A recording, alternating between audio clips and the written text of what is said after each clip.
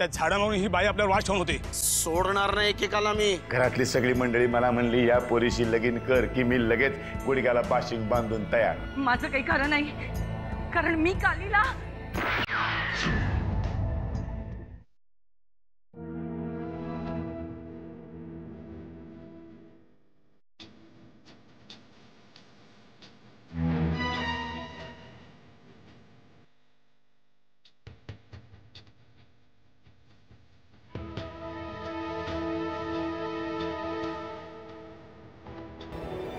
गद्दार होती साली.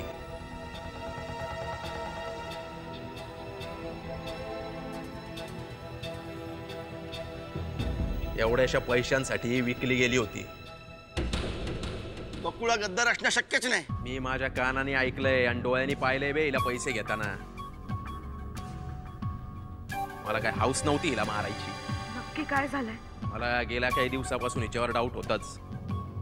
पैसे घेऊन त्या नरसियाला पळून जायला मदत करणार होती. शक्यच नाही रे. तिचा नरसिंहवर प्रचंड राग होता. ते आपल्यासाठी बे. त्याच्या माणसांशी संगनमत करून त्याला पळून जायला मदत करत होती. आणि आपल्यात गद्दारीची शिक्षा हीच आहे. पण तिने गद्दारी केली हे सिद्ध झाल्यानंतर मी डोळ्यांनी पाहिलंय हिला पैसे घेताना. सांगितलं ना बे तुला. आता माझ्यावर विश्वासच उरला नाहीये तुमचा. अरे पण मारूनच टाकायला पाहिजे होते का? आपण तिला नीट समजावलं असतं ना. नाही, आपल्यात गद्दारीची हीच शिक्षा आहे. ऐकलं काय नंदिनी काय बोलते ते?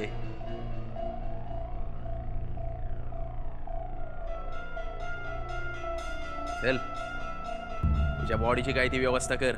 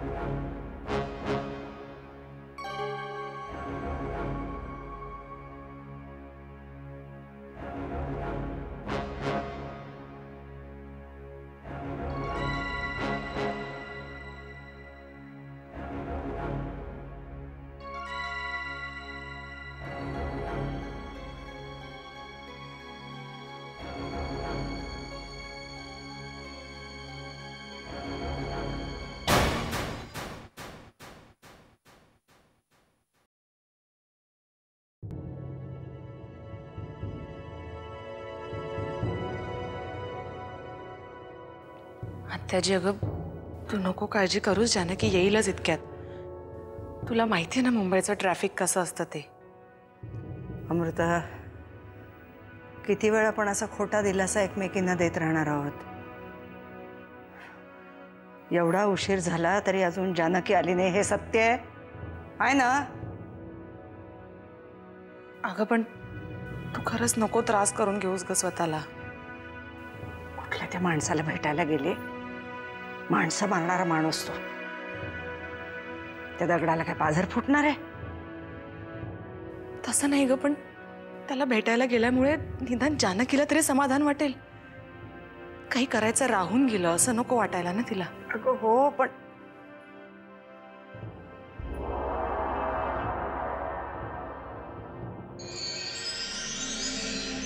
जानकी आता बस बस. त्या माणसाला भेटून काहीही फायदा झाला नाही ते दिसतंय तुझ्या चेहऱ्यावर. जानकी अगं बोल ना, काय झालंय?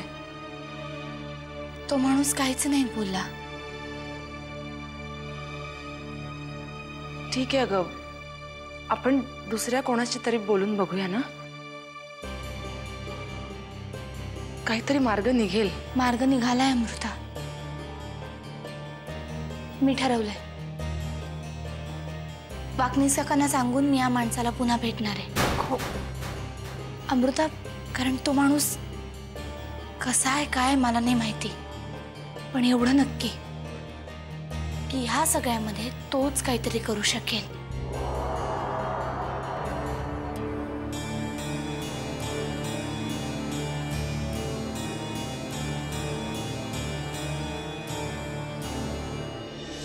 कोणीतरी त्याला ह्याचा जाब विचारायलाच पाहिजे. कुठे आहे तो? मी बोलते त्याच्याशी. मलाही त्याच्याशी बोलायचं होतं, पण तो कुठेतरी बाहेर गेलाय. कुठे गेलाय कोणालाच माहित नाही. हा दरवेळी असं कुणालाही न सांगता कुठे जातो? काही विचारायला गेलं की अंगावर येतो. मला ना या सगळ्यात काहीतरी गडबड दिसते. का? म्हणजे असं का वाटलं तुला? कारण बकुळाला काहीतरी सांगायचं होतं आणि ती सारखी काली काली करत होती. कालीनी तिला मारलंय म्हणजे नक्की तिची काहीतरी चूक असणार. अगं पण प्रत्येक वेळेला चूक झाली की त्याला मारून टाकायचं असं कसं शक्य आहे? परवा त्याने आपल्या भुऱ्याला मारलं, त्याची काय चूक होती?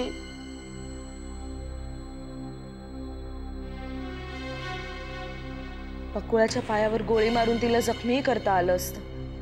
मलाही हेच म्हणायचंय, पण तो कोणाचं ऐकूनच घेत नाही.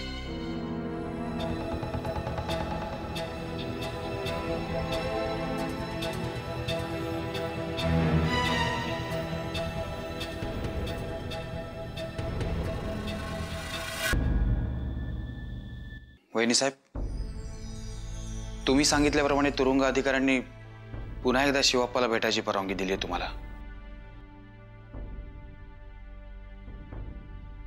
बरं झालं, मी याच गोष्टीची वाट पाहत होते. पण वहिनी साहेब, मला नाही वाटत की शिवाप्पाला भेटून काही फायदा होईल. का? कारण तो एक कट्टर उग्रवादी आहे. उग्रवादी काय माणसं नसतात का? माणसं असती तर निर्दयीपणे लोकांचा जीव घेतला नसता. वाकनीस काका, आपण आता फक्त यांच्या सुटकेचा विचार करूया. वहिनी साहेब, मागच्या वेळेच्या भेटीतून काय निष्पन्न झालं? उलट तुम्ही त्याला आतमध्ये भेटायला गेला होता त्यावेळेला आमच्या सगळ्यांचे जीव टांगणीला लागले होते बाहेर. वाकनीस काका, हे उग्रवादी किती कट्टर असले ना तरी मला एवढं नक्की माहितीये, कुठल्याही निष्पाप माणसाला मारण्याच्या आधी ते 10 वेळा विचार करतील. त्यांच्या दृष्टीने कुठलाही राजकारणी निष्पाप नसतो. वाकनीस काका, शिवाप्पा हे एकमेव आश्वासन आहे यांच्या सुटकेचं, आणि यांच्यासाठी मी कोणासमोरही पदर पसरायला तयार आहे. आणखी एक, साहेबांच्या सुटकेसाठी मी मीडियाची मदत घेणार आहे, पण तुम्हाला एक मुलाखत द्यावी लागेल. चालेल ना, तुम्ही सांगाल तेव्हा पत्रकारांना भेटायला मी तयार आहे. ठीक आहे, मी उद्याच त्यांना बोलवतो. चालेल, येतो मी.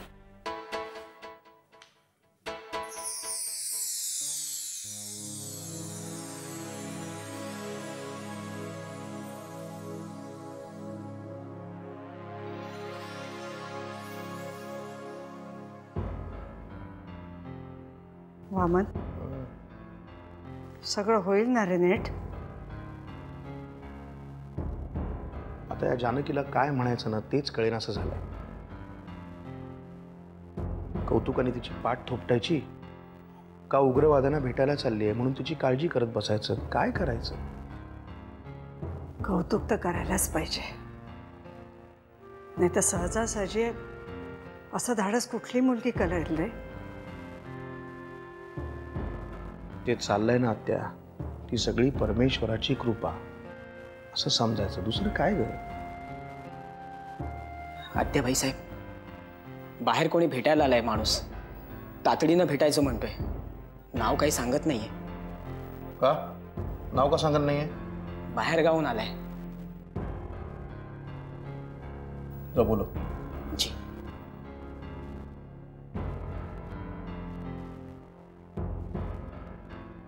आता या वेळेला कोण असेल बाबा? बघूया.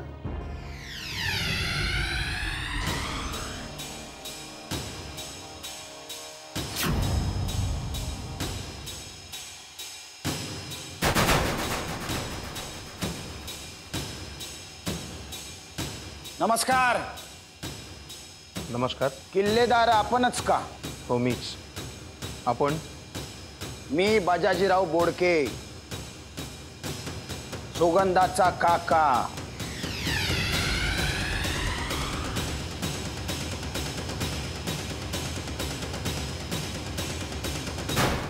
काय ऐकून आले होय?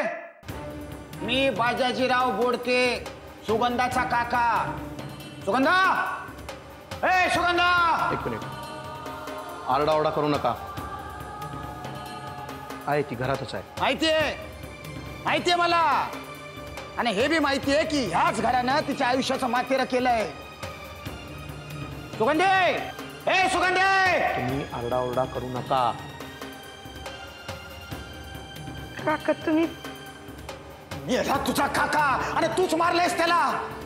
अगं तळभद्रे, तोंड काळ केलंस तू आमचं.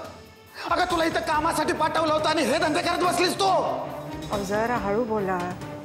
आपण शांतपणे बसून विचार करू ना या गोष्टीवर. काय काय काय शांतपणे बसून विचार करण्यासारखं काय राहिलं आता सांगा ना. अहो, मोठ्या विश्वासानं ही पोरगी इकडे पाठवली होती. त्याचं हे फळ दिलं तुम्ही. आले मोठे किल्लेदार म्हणे. आज का तुमचा मोठेपणा सांगा ना. हो हो हो, आम्ही सगळं तुमचं म्हणणं ऐकून घेतो, पण जरा आवाज हळू. रात्रीची वेळ आहे, उगाच तमाशा नको. तमाशा? मी करतोय तमाशा? अहो, या पोरीच्या आयुष्याचा तमाशा केलाय तुम्ही लोकांनी. हे सगळं त्या हरामखोर परशुराममुळे होतंय. कुठं आहे कुठं तो? आज मी जित्ता नाही सोडणार त्याला. हा, तोंड सांभाळून बोला बाजाजीराव.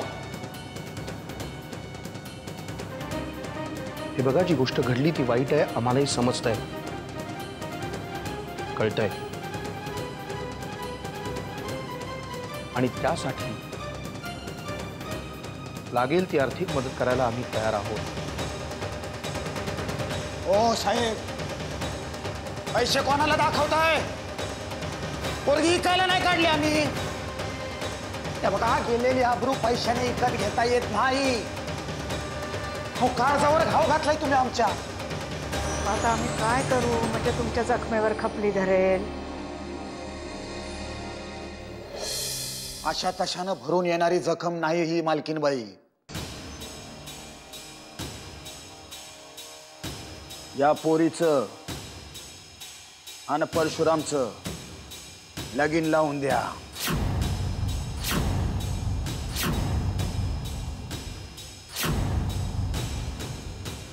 तुम्ही काय बोलताय? तुम्हाला समजतं का बाजाजीराव? परशुचं लग्न झालेलं आहे. हे असले धंदे करताना आठवलं नव्हतं का लग्न झालंय ते?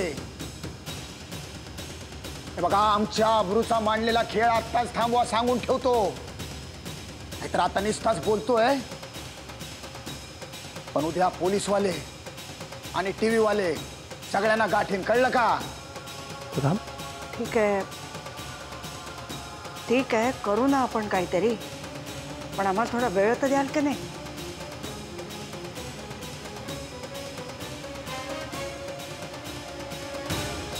दिला, तुम्हाला वेळ दिला. काय आम्ही तुमच्यासारखे नाही ना. तुमच्या वयाचं भान राखून तुम्हाला वेळ देतोय, पण उद्या मी परत येणार आहे. तोवर काय विचार करायचा तो नीट करा.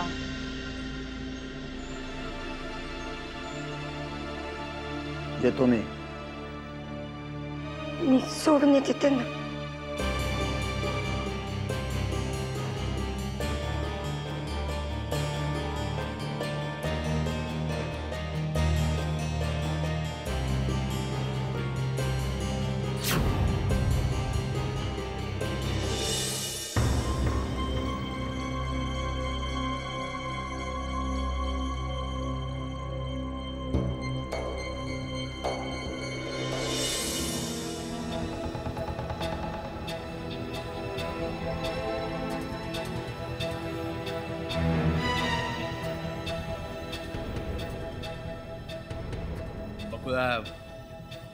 तुला समजतंय का तू काय करतेस ते? जास्त शहाणपणा करू नकोस, नाही तर गोळी डोक्यात बाहेर काढून टाकेन.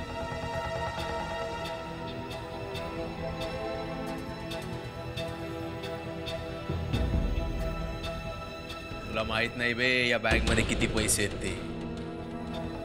निम्मे ठेव ना तू. गपचूप बॅग उचल आणि चल माझ्या बरोबर. आता नंदिनीच काय ते ठरवेल. बॅग उचल, चल. तुला अजून कळतच नाहीये तुझा फायदा कशात आहे. तुला ना राजकारणात असायला हवं होतं. तू तर एखाद्या कसलेल्या राजकारणीपेक्षा नीच निघालाय. तुझ्यासारखे सगळे लोक वाईट नसतात. बॅग उचल. हे बघ बकुळा, काली बॅग उचल.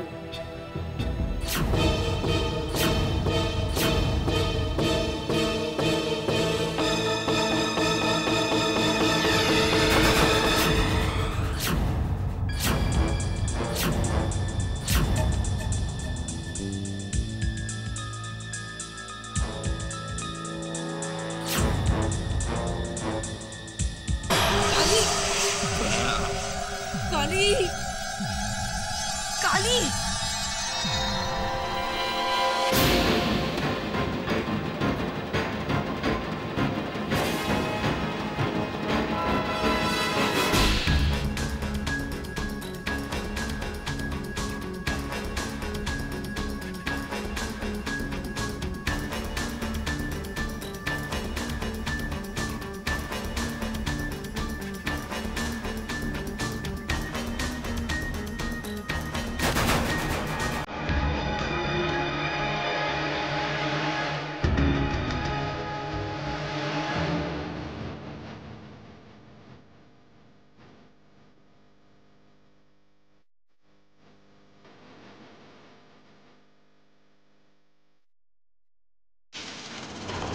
काली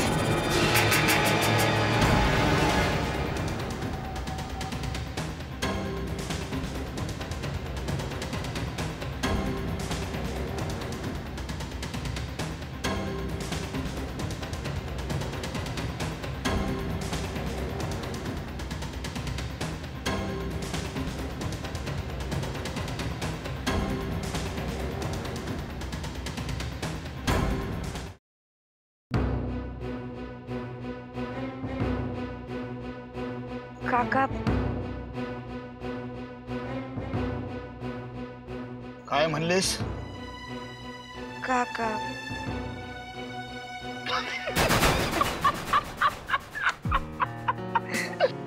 काय सॉलिड ऍक्टिंग केली. मी सगळ्यांना गपगार करून टाकला या बाजाजीराव बोडके ना. अरे ए बोडक्या हळू बोल ना. हळू हळू नाही तर आपल्याला गपगार करतील ते. बाकी काम लय झकास केलं सर. माग माझं काम कसं वाटलं? अरे सॉलिड ना एकदम. तू तर माझ्यापेक्षा बी भारी निघालीस ना. एक सांगू का तुला सुगंधे, एकदम भारी घर निवडलेस तू. या घरातली सून झालीस ना, तुझी लॉटरी लागलीच म्हणून समज. अरे त्या लॉटरीसाठी तर चाललंय ना सगळं. पण नंतर मला इसरायचं नाही काय? नाही म्हणजे आपला ऍग्रीमेंट तुझ्या ध्यानात आहे ना? सगळं लक्षात आहे माझ्या. एकदा का मी या घरची सून झाले ना, का तुझा पिक्चर फिक्स. हे पण आपल्याला असे छोटे मोठे रोल नाही पाहिजे ना. एकदम मोठा म्हणजे लोकांच्या लक्षात राहील असा रोल पाहिजे. कसं आहे सुगंधे, माणसं लय मोठी आहेत, त्यामुळं जॅक बी कसा मोठा लावला पाहिजे. कळलं का? जॅक का काय लावायचा तुम्ही बघते. हा तू तुझं काम व्यवस्थित कर फक्त. ते मी करणार. मी येणार उद्या आणि तू अजिबात टेन्शन घेऊ नको. तुझं काम पत्ते करूनच जाणार. गावाकडच्या नाटकात 10 वर्ष काय फुकाट काम नाही करत मी. तू तुझं नाटक कंटिन्यू कर, कंटिन्यू. कळलं का? मी माझ्या एंट्रीच्या टायमाला बरोबर येणार. निघा आता, उद्या या येळेवर. हा चला बर, चल येतो.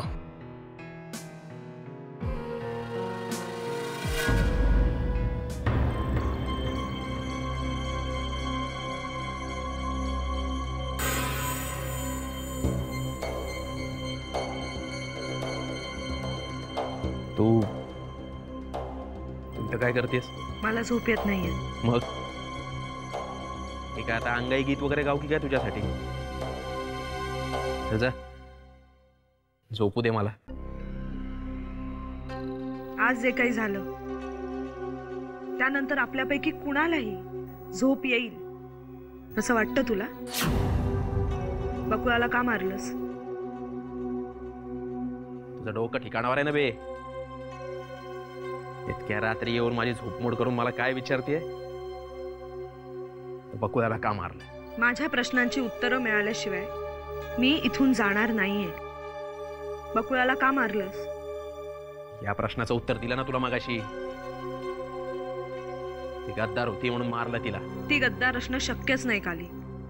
तिच्याऐवजी आपण मेलो असतो ना, मग कळलं असतं तुला. ती काय तुला सांगून गद्दारी करणार होती का? कधी भेटली ती पोलिसांना? आणि तुला कधी कळलं की ती पोलिसांना भेटणार आहे? कधी गेलास तिच्या मागे? पोलिसांसमोर पकडलंस तिला पैसे घेताना?